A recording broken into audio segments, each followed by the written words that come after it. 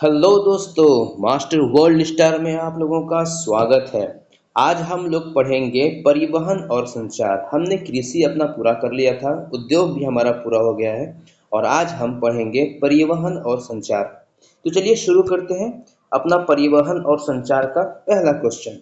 आज का हमारा पहला क्वेश्चन है, भारत में रेलवे तंत्र स्थापित किया गया था कब? 1969 में, 1953 में, 1753 में, 1953 में या 1853 में?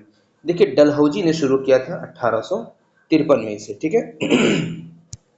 अगला देखते हैं, भारत में प्रथम रेलवे लाइन निर्माण कहाँ हुआ था?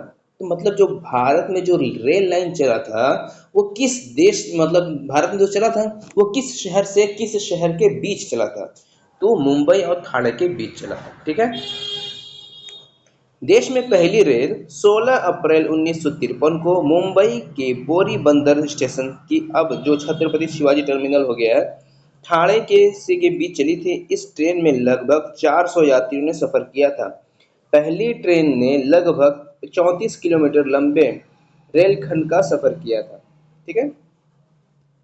अगला है, भारतीय रेलवे कितने जोन में विभाजित है?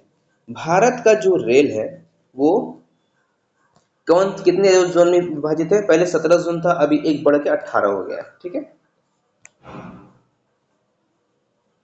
अगला है, भारतीय रेलवे किस प्रकार रेलवे लाइन का प्रयोग करता है? Broad gauge, metre gauge, narrow gauge या इनमें से सभी? देखिए, ये तीनों जो है गेज जो है इस्तेमाल किए जाते हैं, तो ऑप्शन डी हमारा बिल्कुल सही होगा। अगला है, 31 मार्च 2022 तक भारत में रेल मार्ग की कुल लंबाई कितनी थी? तो भारत की कुल रेल लाइन की जो लंबाई थी वो 68,043 किलोमीटर थी। ऑप्शन डी हमारा सही होगा। अगला देखते हैं, मार्च 2022 के अंत तक भारत के कुल रेल मार्ग का कितना लगभग विद्युत था? मतलब भारत में विद्युत जो है, विद्युत वाला जो ट्रेन चलता है इंजन, वो लगभग कितना था मार्च 2022 तक? तो ये था 75%। ठीक है। अगला देखते हैं, भारतीय रेलवे को सर्वाधिक राजस्व किससे प्राप्त होता है? यात्री किराए से, माल ढुलाई से, पथ कर से या यात्री कर से? तो सबसे ज़्यादा जो भारत की रेलवे को पैसा मिलता है वो माल ढुलाई से मिलता है। ठीक है। इसलिए अभी कई जगहों पे माल गाड़ी चलाने के लिए अलग से रेल लाइन बना दिया गया है, क्योंकि उस पर सिर्फ मालगाड़ी ही चलेंगे बिना रोक टोक के। ठीक है। अगला है, शताब्दी एक्सप्रेस गाड़ी का नाम किसकी शताब्दी शतवार्षिक को संबोधित करता है? जो एक शताब्दी एक्सप्रेस है, आप लोगों में से कुछ लोगों ने देखा भी होगा उसे। तो किसके शताब्दी के नाम पर रखा गया है? भारतीय राष्ट्रीय कांग्रेस के, महात्मा गांधी के, भारत का स्वतंत्रता युद्ध या जवाहरलाल नेहरू? तो जो शताब्दी एक्सप्रेस है ये जवाहरलाल नेहरू के नाम पे रखा गया है। शताब्दी एक्सप्रेस 1988 में भारत के पहले प्रधानमंत्री जवाहरलाल नेहरू की जन्म शताब्दी के उपलक्ष्य में शुरू की गई थी। शताब्दी एक्सप्रेस तत्कालीन रेल मंत्री श्री माधवराज सिंधिया की सोच का नतीजा था। पहली शताब्दी एक्सप्रेस को नई दिल्ली से झांसी के बीच शुरू किया गया था, जिसे बाद में बढ़ाकर भोपाल तक करा दिया गया। अगला है, कोंकण रेलवे जोड़ता है। कोंकण रेलवे किसे जोड़ता है? मुंबई से मनमाड को, रोहा से मंगलौर को, मंगलुरु से कोच्चि को या मुंबई से पुणे को? तो कोंकण रेलवे जो है वो किसे जोड़ता है? तो ये जोड़ता है रोहा से मैंगलोर को। ठीक है। रोहा से मैंगलोर को जोड़ता है। अगला है, विश्व का सबसे लंबा रेलवे प्लेटफॉर्म कहाँ है? देखिए, विश्व की बात हो रही है, ना कि भारत या एशिया की। विश्व की सबसे जो लंबी है वो हुबली में बना है, जो अभी कर्नाटक में है। ठीक है। इसकी लंबाई लगभग 1507 मीटर है, 1.5 किलोमीटर लंबा प्लेटफॉर्म है। चलते चलते एक सिरे से दूसरे सिरे से नानी याद आ जाएगी। अगला देखते हैं, भारतीय अर्थव्यवस्था को गति देने वाला परिवहन का मुख्य साधन क्या है? भारत की अर्थव्यवस्था को गति देने वाला पहला जो है रेलवे। रेलवे से कमाई बहुत ज़्यादा है। अगर सरकार अच्छे से नीति लगा दे रेलवे का, तो इतनी जितना भी वेटिंग होता है, अगर वेटिंग ना हो, जितने लोग टिकट करना चाहे करें, तो बहुत ज़्यादा कमाई होगी। और इस ये जो है भारत को रोजगार भी बहुत ज़्यादा देता है भारत के युवाओं को। ठीक है। अगला है, विश्व में सर्वाधिक तेज गति से रेलगाड़ी चलाने का श्रेय किस देश को प्राप्त है? तो सर्वाधिक गति से चलाता कौन है? चीन चलाता है।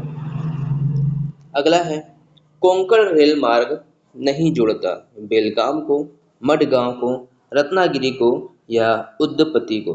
तो कोंकण रेलवे जो है वो बेलगाम को नहीं जोड़ता, बाकी इन तीनों से होकर गुजरता है, मडगांव से, रत्नागिरी, उद्दपति, तीनों जगह से होकर गुजरता है।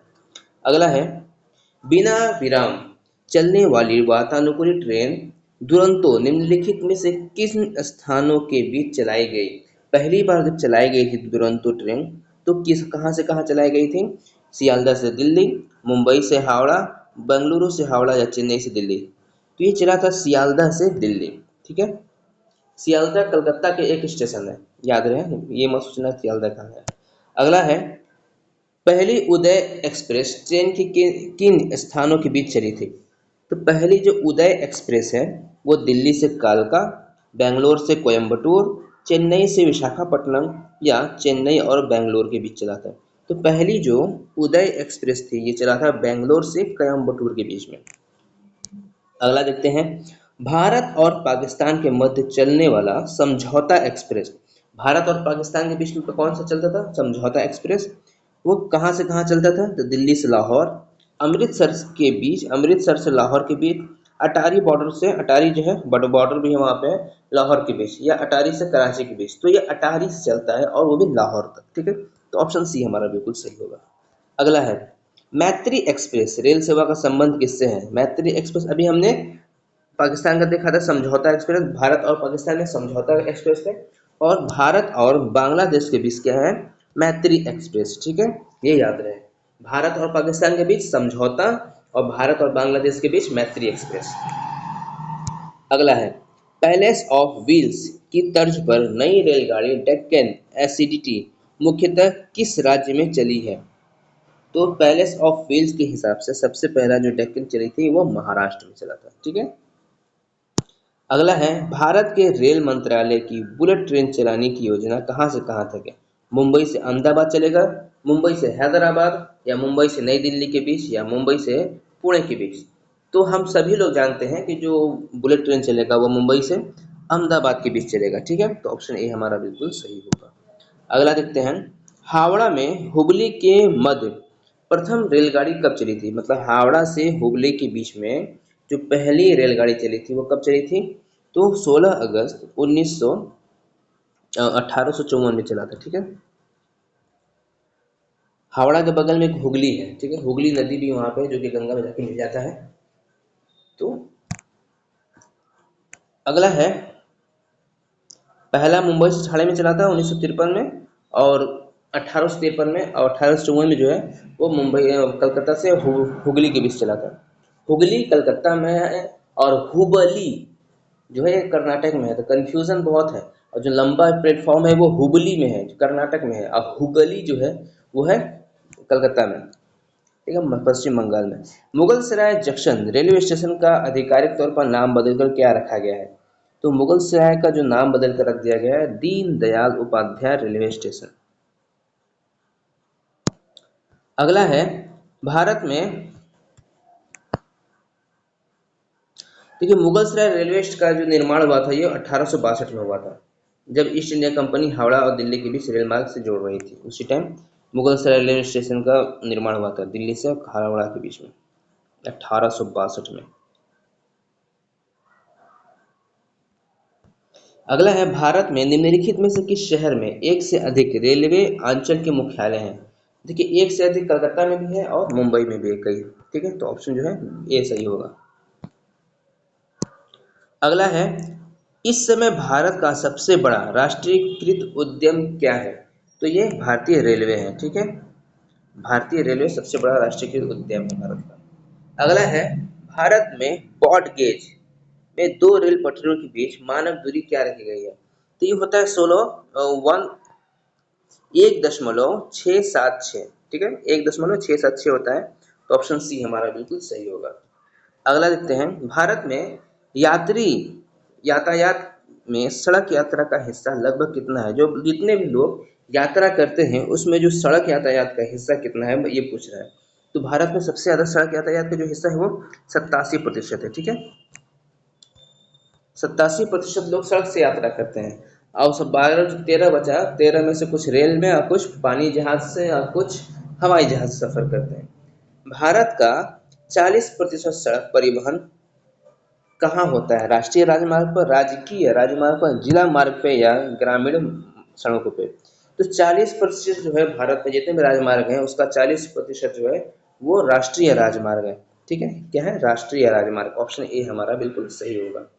अगला देखेंगे, राष्ट्रीय राजमार्गों पर कुल सड़क आवागमन का 40% यातायात होता है, जबकि राष्ट्रीय राजमार्गों की कुल लंबाई, कुल सड़क मार्ग कितना है? तो 2.2% है। ठीक है, 2.2%। अगला देखते हैं, राज्यों में सड़क मार्ग की लंबाई में प्रथम स्थान किसका है? तो राज्यों में सड़क मार्ग की लंबाई का जो प्रथम स्थान है वो महाराष्ट्र का है। अगला है, पिछले 4 दशकों में माल परिवहन में सड़क परिवहन का हिस्सा कितना बढ़ा है या घटा है? तो हम लोग देख रहे हैं कि धीरे धीरे जो है सड़क सड़क का परिवहन जो है, सड़क भी नई नई सड़कें बन रही हैं और उनका चौड़ीकरण भी हो रहा है और उस पर जो है यातायात भी बढ़ रही है। तो यहाँ भी बढ़ा है, पिछले 4 दशक में ये बढ़ा है। अगला है, राष्ट्रीय राजमार्ग विकास परियोजना के तहत प्रस्तावित स्वर्णिम चतुर्भुज में मार्ग में कौन सा शहर नहीं है? देखिए, स्वर्ण चतुर्भुज जो है ये टॉप जो भारत के 4 महानगर हैं इनको जोड़ने के लिए अटल बिहारी वाजपेयी साहब के शासनकाल में इसे बनाया गया था। ठीक है, ये बिल पास हुआ था उसी समय 2004 में। ठीक है, और ये बनते बनते कई साल लग गए थे लेकिन अभी बन के तैयार हो गया। इसमें क्वेश्चन क्या पूछ रहा है, भारतीय राजमार्ग विकास परियोजना के तहत प्रस्तावित स्वर्ण चतुर्भुज में मार्ग में जो स्वर्ण चतुर्भुज का जो रास्ता है कौन सा शहर नहीं है? अच्छा, इसमें कौन सा शहर नहीं है? तो लखनऊ, जयपुर, विजयवाड़ा या बेलगांव। देखिए काफी टफ क्वेश्चन है और इसके बारे में जो है कि लखनऊ जो है इसमें नहीं आता, बाकी जयपुर, विजयवाड़ा और बेलगाम आता है। और बहुत ही टफ क्वेश्चन है, ऐसे क्वेश्चन जो है वो IAS में आते हैं, UPSC में ये आते हैं सब क्वेश्चन। ठीक है, आगे चलते हैं। निम्नलिखित में से कौन सा नगर स्वर्ण चतुर्भुज पर नहीं है? फिर आ गया, देखिए अजमेर है, जबलपुर नहीं है, अहमदाबाद है, गया है। तो जबलपुर जो है हमारा ऑप्शन बी सही होगा। अगला देखते हैं, भारत का सबसे लंबा राष्ट्रीय राजमार्ग कौन सा है? देखिए आज से 10 साल पहले भारत का राष्ट्रीय राजमार्ग जो था वो NH7 था, लेकिन अब NH7 को बढ़ा दिया गया है। जो NH7 जो है वो दिल्ली से कन्याकुमारी तक जाता था, अभी NH7 को बढ़ा दिया गया है, उसमें एक और रोड जोड़ दिया गया है। दिल्ली बोल रहा हूँ, बनारस से, हमारे वाराणसी से चलता था। तो भारत का सबसे लंबा जो है राष्ट्रीय राजमार्ग वो NH44 हो गया है। ठीक है, वही NH7 को जुला जोड़ दिया गया है जो अब जम्मू कश्मीर को श्रीनगर से होते हुए सीधे कन्याकुमारी तक जाती है। भारत का पूरा उत्तर से दक्षिण जोड़ता है ये NH44। एग्जाम में ये भी पूछता है कि उत्तर से दक्षिण जोड़ने वाली सड़क कौन सी है? तो NH44 है। सबसे बड़ा भारत का सबसे लंबा राजमार्ग NH44 है। ठीक है, स्वर्ण चतुर्भुज परियोजना क्या है? स्वर्ण चतुर्भुज यह विश्व के 4 महत्वपूर्ण व्यापारिक केंद्रों, नहीं मैंने बताया था ना, भारत के 4 महानगर को जोड़ता है। तो देखते हैं ऑप्शन में भारत के 4 महानगर कहाँ है। यह देश के 4 केंद्रों की विकसित करने योजना नहीं है, यह देश के 4 महत्वपूर्ण महानगर को अद्भुत 4 केंद्र वाली है। बिल्कुल सही, ऑप्शन सी हमारा बिल्कुल सही होगा। अगला देखते हैं, उत्तर दक्षिण गलियारा योजना, उत्तर दक्षिण गलियारा परियोजना जिन्हें आपस में जोड़ते हैं वो क्या कहलाता है? दिल्ली से मदुरई से है, या दिल्ली को कन्याकुमारी से, श्रीनगर को कन्याकुमारी से। देखिए उत्तर से दक्षिण जो है, अभी मैंने बोला था ना, उत्तर से दक्षिण को जोड़ने वाला जो गलियारा है, इससे पहले जो NH44 है, तो ये यही है, श्रीनगर से कन्याकुमारी, जम्मू कश्मीर से श्रीनगर से होते हुए कन्याकुमारी तक जाती है। ठीक है, ये NH44 की भी बात हो रही है। अगला है, पूर्वी पश्चिम कॉरिडोर जोड़ता है, जो पूर्वी पश्चिम कॉरिडोर है वो कौन जोड़ता है? देखिए ये क्वेश्चन है RAS का है। ठीक है, यहाँ इस लेवल का एग्जाम होता है। पूर्वी पश्चिम कॉरिडोर जोड़ता है किसको? इम्फाल को अहमदाबाद से, दीमापुर को बड़ोदरा से, सिलचर एवं पोरबंदर को। ठीक है, सिलचर और पोरबंदर के बीच चलता है ये कौन सा पूर्वी पश्चिम कॉरिडोर। पूर्व पश्चिम कॉरिडोर जो है, जो भारत के पूर्व से लेकर यानी गुजरात से लेकर ये चलता है अरुणाचल प्रदेश तक, ठीक है। तो ये सिलचर पोरबंदर इसका नाम होता है। अगला है राष्ट्रीय राजमार्ग सड़क योजना किस वर्ष प्रारंभ की गई थी? तो राष्ट्रीय राजमार्ग सिलचर जो है वो अरुणाचल प्रदेश में और पोरबंदर जो है वो गुजरात में। प्रधानमंत्री ग्राम सड़क योजना किस वर्ष प्रारंभ की गई थी? तो प्रधानमंत्री जो योजना जो है वो सन 2000 में शुरू किया गया था, अटल बिहारी वाजपेयी के शासनकाल में, ठीक है। अगला है सड़क की कुल लंबाई के हिसाब से विश्व में भारत का कौन सा स्थान है? तो भारत का दूसरा स्थान है, पहला पर शायद चीन होगा। भारत में सड़कों के जाल की कुल लंबाई कितना है सन 2024 के हिसाब से? तो भारत में सड़कों की जो जाल की लंबाई है वो 66.71 है, ठीक है। अगला है उत्तर से दक्षिण एवं पूर्व से पश्चिम कॉरिडोर सुपर हाईवे का मिलन मिलन कस्बा का है। जो उत्तर से जो चलता है ना, जम्मू कश्मीर से, जो श्रीनगर से लेकर कन्याकुमारी और अहमदाबाद के से लेकर सिलचर से लेकर पोरबंदर से जो चलता है, इसका जो ये दोनों आपस में टकराती हैं, ये कहीं से भी जाएंगे तो आपस में टकराएंगे ही। तो ये जो टकराहट है ये दोनों का आपस में जो मिलते हैं, ये किस जगह में मिलते हैं? तो ये जगह है झांसी, मध्य प्रदेश के झांसी में मिलते हैं आपस में, ठीक है। अगला है राष्ट्रीय राजमार्ग परियोजना के तहत कितने महानगरों को आपस में जोड़ने की योजना है? तो भारत के कितने महानगर हैं जिनको आपस में जोड़ने की योजना चल रही है? वो 4 योजना है, ठीक है। अगला है, देखते हैं देश के महत्वपूर्ण शहर और राजधानियों को जोड़ने वाला राजमार्ग। राष्ट्रीय राजमार्ग से, एक्सप्रेस मार्ग से, या अंतर्राष्ट्रीय मार्ग से, या राजकीय राजमार्ग से। देखिए, देश का महत्वपूर्ण जो शहर है, राजधानी को जो जोड़ने का काम चल रहा है, वो किससे चलेगा? तो राष्ट्रीय राजमार्ग से चलेगा ना। और अंतर्राष्ट्रीय तो चलेगा नहीं, तो देश के अंदर की बात है तो राष्ट्रीय राजमार्ग ही होगा। तो ऑप्शन ए ही हमारा सही होगा। अगला है राष्ट्रीय राजमार्ग विकास योजना के तहत कितने राज्य की राजधानी को जोड़ना है? तो राष्ट्रीय राजमार्ग जो है इसको जोड़ने के लिए कितने राज्यों को लिया जा रहा है राज्य की राजधानी? तो 16 राज्यों की राजधानी को आपस में जोड़ा जा रहा है। अगला है राष्ट्रीय राजमार्ग विकास परियोजना NHDP के संदर्भ में निम्नलिखित कथनों पर विचार कीजिए। चलिए आइए विचार करते हैं, क्या सही है और क्या गलत है। बेलगाम और नेल्लौर स्वर्ण चतुर्भुज पर स्थित है, बिल्कुल सही, हमने पढ़ा था इसको शुरू में। बड़ौदा और झांसी बड़ौदा और झांसी पूर्व पश्चिम कॉरिडोर पर स्थित है। नहीं, बड़ौदा तो नहीं है, और झांसी जो है ये चारों के बीच का पॉइंट है, तो ये तो गलत है।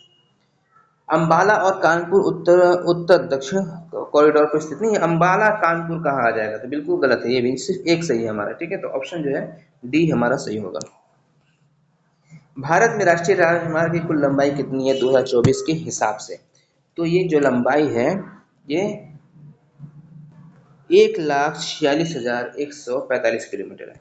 1,46,145 किलोमीटर भारत में राजमार्ग की लंबाई। देश में राष्ट्रीय नई सड़क नीति कब अपनाई गई? तो राष्ट्रीय सड़क नीति जो है भारत में अपनाई गई थी, वो अपनाई गई थी 1997 में, ठीक है। अगला है दिल्ली, मुंबई, चेन्नई और कलकत्ता को जोड़ने वाला स्वर्ण चतुर्भुज कहाँ कहाँ से गुजरता है? तो ये जो कई शहरों से होकर गुजरता है, ये हमारे बनारस से होकर भी गुजरता है, ठीक है। तो ये गुजरता है बड़ौदा से, पुणे, विशाखापट्टनम और वाराणसी। देखिए वाराणसी मैंने कहा था ये गुजरता है यहाँ से। हम लोग इस पर कभी जाना आना होता है तो चंदौली से वाराणसी के बीच में चलता है, हम लोग यहाँ से जाते हैं इस पर। अगला है किस एक्सप्रेसवे का नाम अटल पथ घोषित किया गया है? अटल पथ, अटल पथ जो है वो बुंदेलखंड एक्सप्रेस को जो बना, नाम बदल कर बुंदेलखंड एक्सप्रेस जो था उसका नाम बदल करके अटल एक्सप्रेस का अटल पथ कर दिया गया है, ठीक है। राष्ट्रीय राजमार्ग 66 को पहले किस नाम से जाना जाता था? तो जो राष्ट्रीय राजमार्ग 66 है इसे NH17 के नाम से जाना जाता था। अगला है निम्नलिखित में से किस भारतीय शहर को उसकी स्थिति के कारण जीरो माइल सिटी के रूप में जाना जाता है? देखिए जीरो माइल का पत्थर जो है भारत के नागपुर शहर में लगा है। जीरो माइल इसको अंग्रेजों ने लगवाया था किसी कारण के, तो ये जो है भारत नागपुर में लगा है, महाराष्ट्र के नागपुर में ये लगा है जीरो माइल का पत्थर। मतलब ये भारत लगाई इंडिया 0 माइल, मतलब भारत 0 किलोमीटर, मतलब ये भारत का है। तो उन्होंने, अंग्रेजों ने ये लगाया था नागपुर में। ठीक है। अगला है 1990 में प्रारंभ की गई एयर टैक्सी सेवा किसके द्वारा उपलब्ध कराई गई थी? तो 1990 में प्रारंभ की गई जो एयर टैक्सी सेवा थी वो निजी क्षेत्र द्वारा अपनाई गई थी। ठीक है, ये सरकारी नहीं चला था, ये निजी क्षेत्र के द्वारा चला था। अगला देखते हैं, किस हवाई अड्डे के मार्ग से 1994-95 के दौरान सर्वाधिक मात्रा में स्वर्ण आयात होने के कारण उसे स्वर्ण द्वार कहा गया? मतलब किस हवाई अड्डे पर राजमार्ग 1994-95 में इतना सोना का आवागमन हुआ कि उसे सोना का मार्ग कहा दिया गया, स्वर्णिम द्वार कहा गया? तो वो था कोझीकोड। ठीक है, कोझीकोड। अगला है, किस भारतीय राज्य में सर्वाधिक हवाई अड्डे हैं? तो सबसे ज्यादा जो है महाराष्ट्र मत मार दीजिएगा, क्योंकि सबसे ज्यादा गुजरात में। ठीक है। अगला है, निम्नलिखित में से कौन सा विमानपत्तन पूरी तरह से शक्ति से सौर शक्ति से चलित विश्व का प्रथम विमान बन गया है? तो सबसे ज्यादा जो है सौर से चलित जो है भारत में ये चलने वाला कौन सा है? तो कोची अंतर्राष्ट्रीय वियतनाम पत्तन। ठीक है, जो केरल में स्थित है, ये पूरी तरह से सौर ऊर्जा से चलने वाला बन गया है। अगला है, प्रदेश स्वदेश निर्मित प्रथम बहुउद्देशीय यात्री विमान कौन सा है? जगुआर, नागार्जुन, सारस या त्रिशूल? तो स्वदेश के लिए सबसे ये क्या है? सारस। ठीक है, स्वदेश निर्मित बहुउद्देशीय यात्री विमान सारस है। सारस, सारस, सारस। अगला है, भारत सरकार की एक प्रमुख योजना उड़ान किससे संबंधित है? उड़ान पे एक मूवी भी बना है। ठीक है, तो उड़ान जो है ये कृषि नगर विमानन से, ये नगर विमान से एक विमान एक नगर को दूसरे नगर से जोड़ने के लिए चलाया गया, तो उड़ान। अगला है, भारत की निजी विमान सेवा कंपनी ने सर्वप्रथम किस देश के लिए उड़ानें भरना प्रारंभ की? तो भारत की निजी विमान जो है कंपनी सर्वप्रथम किस देश के बीच प्रारंभ हुआ था? तो भारत और श्रीलंका के बीच शुरू हुआ था। ठीक है। अगला है, एयर इंडिया इंटरनेशनल लिमिटेड का सार्वजनिक क्षेत्र निगम के रूप में राष्ट्रीयकरण हुआ था, कब हुआ था? तो ये हुआ था 1 अगस्त 1953 को। ठीक है। अगला है, नागरिक विमान एयरबस बनाने वाली कंपनी किस देश की है? तो नागरिक विमान एयरबस बनाने वाली जो कंपनी है वो फ्रांस की है, फ्रांस की। अगला देखते हैं, भारत में राष्ट्रीय राजमार्ग की संख्या कितनी है? बहुत इजी क्वेश्चन है। भारत में राष्ट्रीय राजमार्ग की संख्या 111 है। 3 तो 1 लगा दीजिए, आंसर हो जाएगा हमारा। अगला है, भारत में सबसे बड़ी बंदरगाह संख्या कितनी है? तो भाई इसमें 11 मत मार देना, ये 11 नहीं है, ये 13 है। ठीक है, तो सबसे बड़े बंदरगाह की जो संख्या है वो 13 है। और इसी के साथ आज का हमारा क्लास भी समाप्त होता है। आज का पहला पार्ट था हमारा, कल दूसरे पार्ट में आएंगे 50 क्वेश्चन के साथ। आज 60 कर लिए, कल 50 कर लेंगे, हमारा परिवहन हो जाएगा कंप्लीट। उसके बाद आगे हम लोग राजस्व के बारे में पढ़ेंगे। तो मिलते हैं अगले क्लास में, तब तक के लिए आप हमारे चैनल के साथ बने रहिए, जुड़े रहिए, लाइक करिए, सब्सक्राइब करिए, अपने दोस्तों को जरूर शेयर करिए। Good bye.